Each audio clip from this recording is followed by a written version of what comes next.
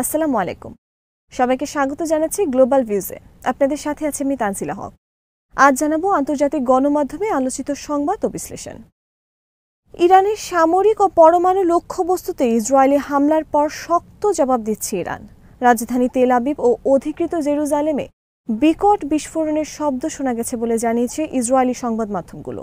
শুক্রবার দিনে ঝাঁকে ঝাঁকে ড্রোন এবং সন্ধ্যায় মিসাইলের কয়েকটি ব্যারেজ নিক্ষেপ করেছিল ইরান।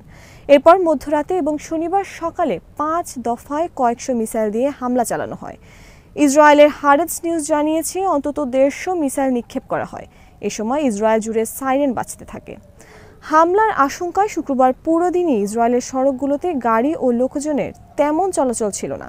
সুনসান রাতে টানা সাইরেনের পর পুরো ইসরায়েলের অভূতপূর্ব ভীতিকর পরিস্থিতি তৈরি হয়। তেল আবিব শহরে ইসরায়েলি প্রতিরক্ষা মন্ত্রণালয়ের সদর দপ্তরের পাশে বড় আকারে আগুন জ্বলতে দেখা গেছে বলে জানিয়েছে ইসরায়েলের সংবাদ মাধ্যম চ্যানেল 13।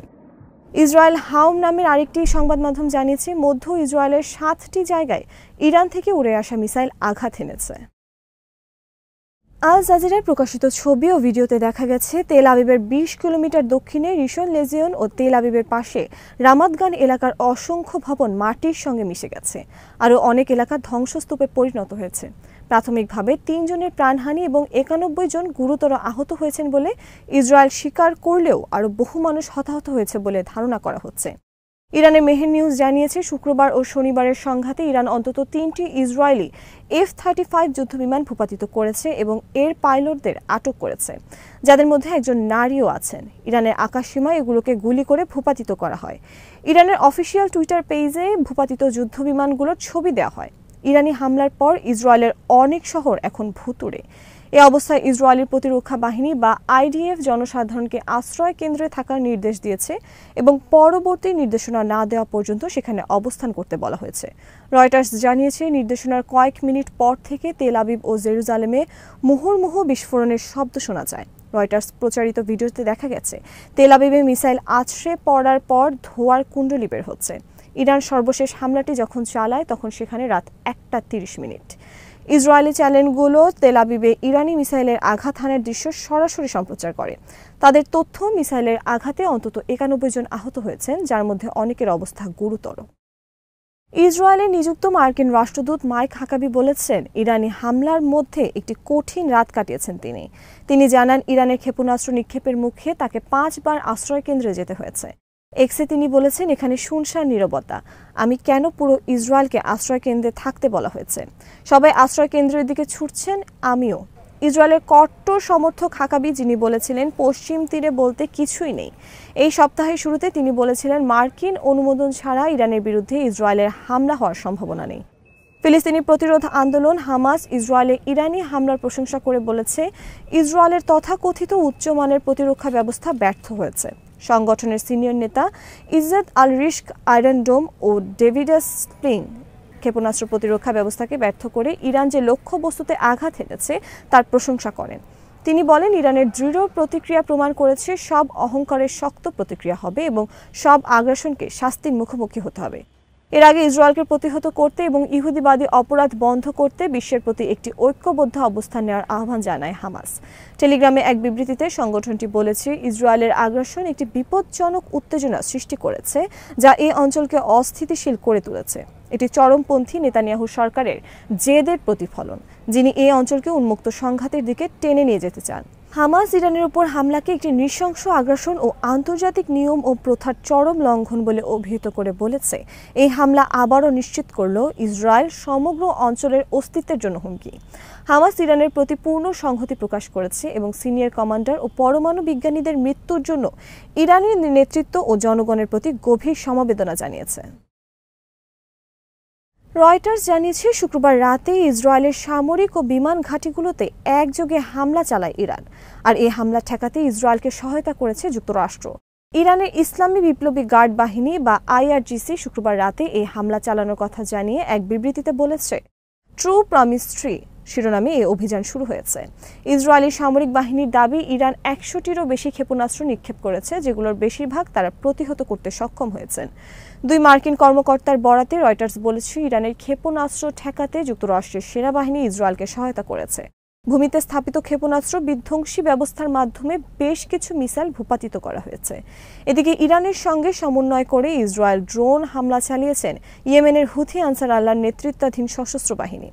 অন্তত 3টি ড্রোন ইসরায়েলের দিকে ছোড়া হয় বলে জানিয়েছে আল জাজিরা। তবে ড্রোনগুলো প্রতিহত করা সম্ভব হয়েছে বলে জানিয়েছে আইডিএফ। জাতিসংঘে চীনের রাষ্ট্রদূত ফু কং বলেছেন, ইরানের উপর হামলা চালিয়ে ইসরায়েল আরেকটি রেড লাইন অতিক্রম করেছে। ইরানের সার্বভৌমত্ব, নিরাপত্তা ও অভ্যন্তরীণ অখণ্ডতা লঙ্ঘনের জন্য ইসরায়েলের তীব্র নিন্দা জানান তিনি। চীনা সংবাদ মাধ্যম সিসিটিভিকে দেওয়া বক্তব্যে ফু বলেন, পারমাণবিক স্থাপনাগুলোতে হামলা করায় তিনি বিশেষভাবে উদ্বিগ্ন। এটি এমন একটি রেড লাইন যা ইসরায়েলের অতিক্রম করা উচিত হয়নি। তিনি বলেন, বেইজিং মধ্যপ্রাচ্যে সংঘাত বিস্তারের বিরোধিতা করে এবং ইসরায়েলের এসব কর্মকাণ্ডের পরিণতি সম্পর্কে গভীরভাবে উদ্বিগ্ন।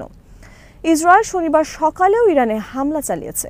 যুক্তরাজ্য ভিত্তিক সংবাদ মাধ্যম ইরান ইন্টারন্যাশনাল জানিয়েছে, ইসরায়েলি যুদ্ধবিমানগুলো ইরানের উত্তরাঞ্চলে তেহরান থেকে প্রায় ৩২৫ কিলোমিটার দূরে জানজান শহরের একটি সেনাঘাঁটিতে বোমা হামলা চালায়। হামলার পর সেখানে কমলা রঙের ঘন ধোঁয়া ও আগুন জ্বলতে দেখা যায়। হামলা হয়েছে তেহরানের মেহরাবাদ আন্তর্জাতিক বিমানবন্দরেও। এর আগে শুক্রবার ইসরায়েলি বিমান বাহিনী অপারেশন রাইজিং লায়ন নামে ইরানে একটি বড় ধরনের অভিযান চালায়। এতে দেশটির বেশ কয়েকটি পরমাণু স্থাপনা, ব্যালিস্টিক ক্ষেপণাস্ত্র নির্মাণ কারখানা এবং সামরিক কমান্ড সেন্টারে হামলা চালানো হয়। টাইমস অফ ইসরায়েলকে দেওয়া এক সাক্ষাৎকারে ইসরায়েলের এক নিরাপত্তা কর্মকর্তা জানান, ইরানে মোসাদ এজেন্টরা গোপনে একটি ড্রোন ঘাঁটি স্থাপন করেছিলেন। সেখান থেকেই পরিচালিত হয় হামলা। এতে ইরানের বিমান প্রতিরক্ষা ব্যবস্থার একটি বড় অংশ ধ্বংস হয়ে যায় বলে দাবি করা হয়। ইসরায়েলের হামলায় ইরানি সেনাপ্রধান, আইআরজিসি প্রধান ও অন্য 18 জন সামরিক কমান্ডার সহ অন্তত 78 জন নিহত এবং 329 জন আহত হয়েছেন। হতাহতদের বেশিরভাগই বেসামরিক ব্যক্তি। দেশটির রেভলিউশনারি গার্ড পরিচালিত সংবাদ মাধ্যমগুলোর তথ্য অনুযায়ী বাস্তব হতাহতের সংখ্যা আরও বেশি হতে পারে। সৌদি আরব, তুরস্ক সহ বেশ কয়েকটি দেশ এরই মধ্যে এই সংঘাত নিয়ে উদ্বেগ প্রকাশ করেছে। পরিস্থিতি দ্রুত নিয়ন্ত্রণে না এলে তা পুরো অঞ্চলের জন্য ভয়াবহ বিপর্যয় ডেকে আনতে পারে বলে আশঙ্কা করছেন বিশ্লেষকরা। নিউ ইয়র্ক টাইমসের খবরে বলা হয়, ইরানের প্রেসিডেন্ট মাসুদ পেজেশকিয়ান এবং সর্বোচ্চ নেতা আয়াতুল্লাহ আলী খামেনিকে লক্ষ্য করে হামলার চেষ্টা চালাচ্ছে ইসরায়েল। সংবাদ মাধ্যমটি বলেছে, তেহরানের পাস্তুর এলাকায় ইসরায়েলি হামলা রুখে দিতে আকাশ প্রতিরক্ষা ব্যবস্থা ব্যবহার করছে দেশটির বাহিনী। আর ওই এলাকায় থাকেন মাসুদ পেজেশকিয়ান ও আয়াতুল্লাহ খামেনি। সেখানকার বাসিন্দারা নিউ ইয়র্ক টাইমসকে বলেছেন, ওই এলাকায় অব্যাহতভাবে আকাশ প্রতিরক্ষা ব্যবস্থা থেকে মিসাইল ছোড়া হচ্ছে, যেন ইসরায়েলি মিসাইল সেখানে কোনোভাবে আঘাত না করতে পারে। মার্কিন প্রেসিডেন্ট ডোনাল্ড ট্রাম্প ফক্স নিউজকে বলেছেন, ইরানে ইসরায়েলের হামলার পরিকল্পনার বিষয়ে তিনি আগে থেকেই জানতেন। তবে স্পষ্ট করে জানিয়ে দিয়েছেন, মার্কিন সামরিক বাহিনী এই অভিযানে কোনো ভূমিকা রাখেনি। তিনি আশা করেন, ইরান পারমাণবিক কর্মসূচি নিয়ন্ত্রণের বিষয়ে যুক্তরাষ্ট্রের সঙ্গে আলোচনা চালিয়ে যাবে। ফক্স নিউজকে ট্রাম্প বলেন, ইরান পারমাণবিক বোমা রাখতে পারে না এবং আমরা আলোচনার টেবিলে ফিরে আসার আশা করছি। আমরা দেখব। ট্রাম্প উল্লেখ করেন, হামলায় একাধিক ইরানি নেতার মৃত্যু হয়েছে বলে মার্কিন যুক্তরাষ্ট্র নিশ্চিত করেছে। তিনি বলেন, নেতৃত্বে থাকা বেশ কয়েকজন যারা নিহত হয়েছেন তারা আর ফিরে আসবেন না। তিনি জানান, তার প্রশাসন হামলার আগে মধ্যপ্রাচ্যের একজন গুরুত্বপূর্ণ মিত্রের সঙ্গে যোগাযোগ করে তাদের অবহিত করেছিল। তবে তিনি কোনো দেশের নাম উল্লেখ করেননি। এদিকে ইরান বলেছে, ইসরায়েলের হামলার পর যুক্তরাষ্ট্রের সঙ্গে পরমাণু আলোচনা অর্থহীন। তাসনিম নিউজের সঙ্গে কথা বলার সময় পররাষ্ট্র মন্ত্রণালয়ের মুখপাত্র ইসমাইল বাকাই ইসরায়েলি হামলায় মার্কিন সমর্থনের কথা তুলে ধরে বলেন, ওয়াশিংটনের অনুমতি ছাড়া ইসরায়েল এই হামলা করেনি। তিনি বলেন, যুক্তরাষ্ট্র এমন কাজ করেছে যার পর সংলাপ এখন অর্থহীন। একদিকে ইসরায়েল সরকারকে হামলার অনুমতি দেবেন, অন্যদিকে আলোচনার কথা বলবেন। দুইটা একসঙ্গে চলতে পারে না। ইরানের সামরিক ও পারমাণবিক স্থাপনা সহ একাধিক লক্ষ্যবস্তুতে ইসরায়েলি হামলার পর বিশ্ব নেতারা দুই পক্ষকে শান্ত থাকার আহ্বান জানিয়েছেন। ইরানের প্রেসিডেন্ট মাসুদ পেজেশকিয়ান হুঁশিয়ারি দিয়ে বলেছেন, এই অপরাধের জবাবে ইরানের বৈধ ও শক্তিশালী প্রতিক্রিয়া ইসরায়েলকে অনুতপ্ত করবে। ইরানি জাতি ও নেতৃত্ব চুপ থাকবে না। জাতিসংঘ মহাসচিব অ্যান্টনিও গুতেরেস দুই পক্ষকে সর্বোচ্চ সংযম দেখানোর আহ্বান জানিয়ে বলেন, এই সংঘাত আরও গভীর হলে তা গোটা অঞ্চলের জন্য মারাত্মক হবে। বিশেষ করে পারমাণবিক স্থাপনায় হামলার ঘটনায় তিনি উদ্বেগ প্রকাশ করেন। রাশিয়ার প্রেসিডেন্টের সরকারি বাসভবন ক্রেমলিনের মুখপাত্র দিমিত্রি পেসকভ বলেন, ইসরায়েলের এই আগ্রাসন অগ্রহণযোগ্য ও উস্কানিমূলক। রাশিয়ার তেল আবিব দূতাবাস দেশটিতে অবস্থানরত রুশ নাগরিকদের ইসরায়েল ছেড়ে যাওয়ার আহ্বান জানিয়েছে। চীনের পররাষ্ট্র মন্ত্রণালয়ের মুখপাত্র লিন জিয়ান বলেন, এই ধরনের পদক্ষেপ ভয়াবহ পরিণতি ডেকে আনতে পারে। আমরা সংশ্লিষ্ট পক্ষগুলোকে আহ্বান জানাই যেন তারা উত্তেজনা না বাড়িয়ে আঞ্চলিক শান্তি ও স্থিতিশীলতা রক্ষায় ভূমিকা রাখে।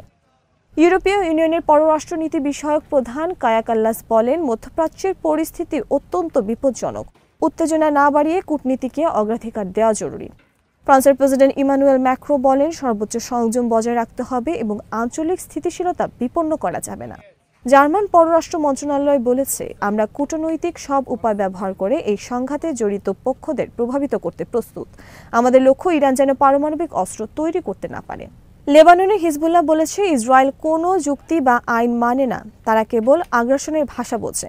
এই হামলা গোটা অঞ্চলকে আগুনে ঝলসে দিতে পারে। ইরাক বলেছে, এই হামলা আন্তর্জাতিক আইন ও জাতিসংঘ সনদের সম্পূর্ণ লঙ্ঘন এবং বৈশ্বিক শান্তির প্রতি সরাসরি হুমকি। জর্ডান জানায়, তারা কখনো তাদের আকাশসীমা লঙ্ঘন মেনে নেবে না এবং দেশটিকে কোনো সংঘাতের যুদ্ধক্ষেত্রে পরিণত করতে দেবে না। পারমাণবিক আলোচনার মধ্যস্থতাকারী দেশ ওমান বলেছে, এই বিপজ্জনক পরিস্থিতি বন্ধে আন্তর্জাতিক সম্প্রদায়ের উচিত স্পষ্ট ও কঠোর অবস্থান গ্রহণ করা। কাতার ইসরায়েলি হামলার তীব্র নিন্দা ও প্রতিবাদ জানিয়ে বলেছে, এই উত্তেজনা কূটনৈতিক সমাধানের প্রচেষ্টাকে ব্যাহত করছে। তুরস্কের প্রেসিডেন্ট রিসেপ তাইয়েপ এরদোয়ান বলেন, ইসরায়েলের এই হামলা আন্তর্জাতিক আইনকে অবজ্ঞা করে, যা স্পষ্ট উস্কানি। বিশ্ব সম্প্রদায়ের উচিত এই দস্যুতার অবসান ঘটানো। যুক্তরাজ্যের প্রধানমন্ত্রী কিয়ার স্টারমার বলেন, সব পক্ষের উচিত উত্তেজনা থেকে সরে আসা। সংঘাত কারোই মঙ্গল বয়ে আনবে না।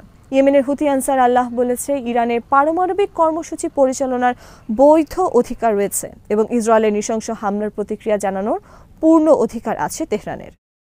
আজ এখানেই শেষ করছি। সবাই ভালো থাকুন, সুস্থ থাকুন আর দেখতে থাকুন বিডি ভিউজ। চ্যানেলটি ভালো লাগলে সাবস্ক্রাইব করুন। সংযুক্ত থাকুন আমাদের ফেসবুক পেজে। আল্লাহ হাফেজ।